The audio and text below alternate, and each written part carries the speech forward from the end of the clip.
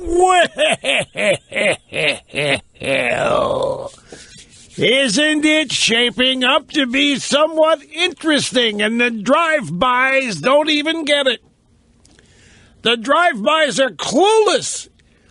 Greetings, my friends, and welcome. Great to have you here. Rush Limbaugh behind a golden EIB microphone at the distinguished and prestigious Limbaugh Institute for Advanced Conservative Studies.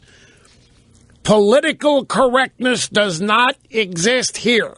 We are fearless. Great to have you. Telephone number 800-282-2882 if you want to be on the program. Most of you do. And the email address, lrushbo@eibnet.com. Okay. Sometime in either this hour or in the next hour, the House of so-called Representatives. That is kind of funny, isn't it? The House of so-called Representatives is supposed to hold a vote on the new Speaker of the House. Now, as recently as yesterday, most of the pundits, most of the drive-bys, and most of the inside-the-Beltway establishment types seem to think that Boehner had it in the bag. But this morning, and now this afternoon, they don't seem to be quite as sure about this. And there's a little nerve-wracking going on within the establishment, within the donor community, and in the drive-by media. And that is all amplified by the fact that they really don't understand what is going on because they are so out of touch, believe me. They really are. Everybody inside the bill, I don't care where they work or what they do, it is becoming increasingly difficult for people there to have anything in common with people like us who are not there. And it requires effort on their part to understand what's going on outside their world. And some make that effort to understand it and some don't. Exhibit A. I have here in my formerly nicotine-stained fingers a story from thehill.com. Boehner no votes pile up, and they don't understand it.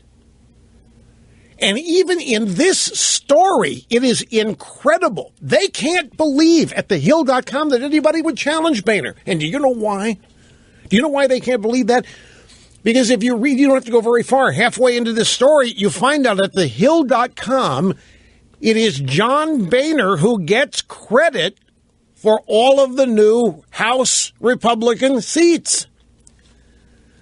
I kid you not, it is the most amazing thing. And these people think that they are a cut above. They're smarter than everybody else. This is their business, not ours. They know it, we don't. And they're sitting in there, and they're writing, and the Hill.com is typical. It's not an outlier. They really think, why would these Tea Party types, why would these Republicans be upset with Boehner? Why, he just led to unprecedented victory for Republicans in the House. They don't know that Boehner had nothing to do with it. They don't know that the Republicans didn't even mount a campaign. They don't know that it's the Tea Party that engineered this massive Republican majority in the Senate as well as the House. They really don't know this. You might think they do and are trying to ignore it or taint it or whatever, but don't doubt me. There are people at the highest levels of the establishment who believe the myths that they create. And they really, some of them, when they write stories like this, that they don't understand why they're so much upset with Boehner. Look what he did. My God, he's led the Republicans to the biggest House majority since Truman. They really believe it, folks. Now, some of them don't. Some of them know what's going on and are staging this for the basic brain-dead status of most of their readers, which are also inside the Beltway. I mean, it's breathtaking. You know, we've always thought, we've grown up thinking that the people that lead us are better than we are. And I don't mean it in a DNA sense. You know what I mean? We look up to them. We're inspired, but it's not the case anymore. It's becoming increasingly clear we know more than they do. Maybe not about the intricacies of their business, but we know more about the real world. We know more about living in it because they don't and we do. And it's almost breathtaking to behold this. Now, a third Republican has thrown his hat in the ring. And I guess the major importance of this is that it could fracture the votes of the Florida delegation. It's Daniel Webster, who is now the third Republican seeking Boehner's seat, along with Ted Yolo, named after the famous Yolo. Oh, it's Yoho. I thought it was Yolo. I thought it was named after the famous Yolo Causeway in Sacramento. Yoho? What's his first name, Ted? I knew all this. I'm just checking to see what's nerd. So Ted Yoho and Louis Gohmert, now Daniel Webster.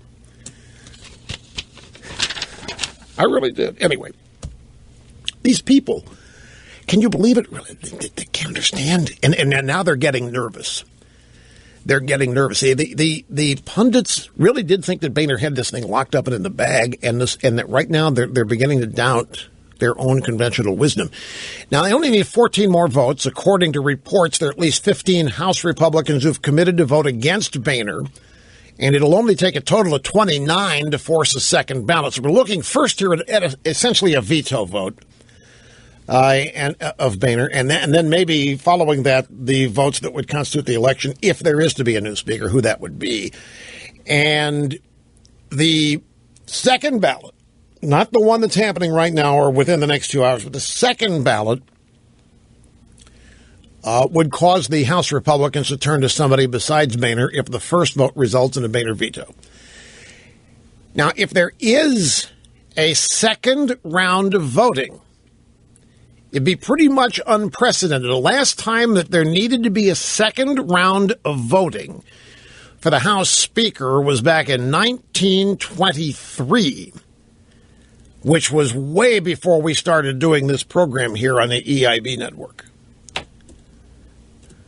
Not much before, but clearly before 1923. This is how rare a second vote is. So 29 votes. If they get 29 votes that essentially vetoes Boehner, then we're on to the second vote. We haven't had one of these since 1923. And when you think about it,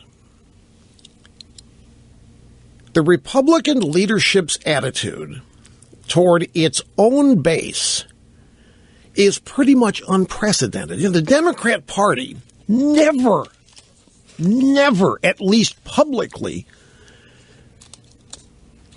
rejects its base or impugns its base or makes fun of its base or wishes its base didn't exist.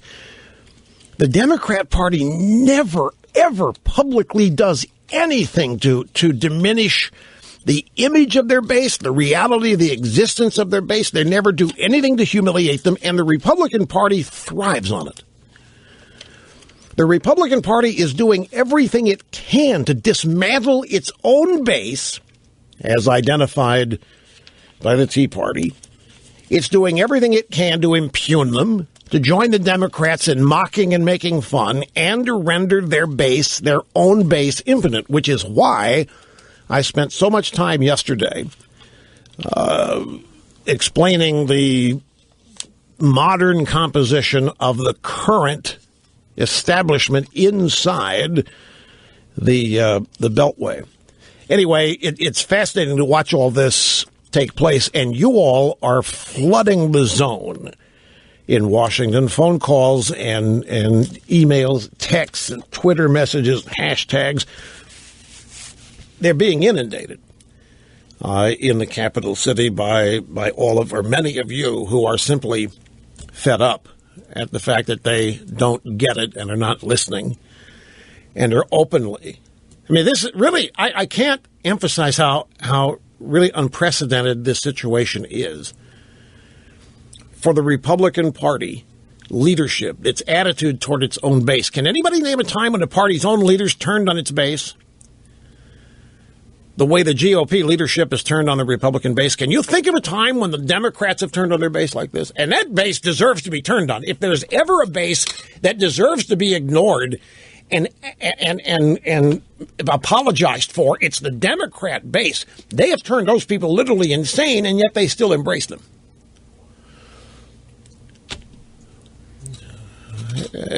Well, but that's not the same thing. Democrats turning on the Republican establishment during Vietnam, that's nothing compared. This is really unprecedented, not in my lifetime. You might, during the Reagan nomination battles of 1976 and 1980, the Republican leadership was very much aligned against the base of the party at that time, which was becoming Reagan-esque, and certainly did succeed in becoming the base of the party by 1980. But that was in the confines of an election. It was in the confines of a primary race where you would expect these. Here we've just given the House Republicans the biggest majority in both houses they've ever seen, and they're out actively attempting to impugn, destroy, mock, make fun of the people that gave it to them, their own voters. It's a stunning thing to behold.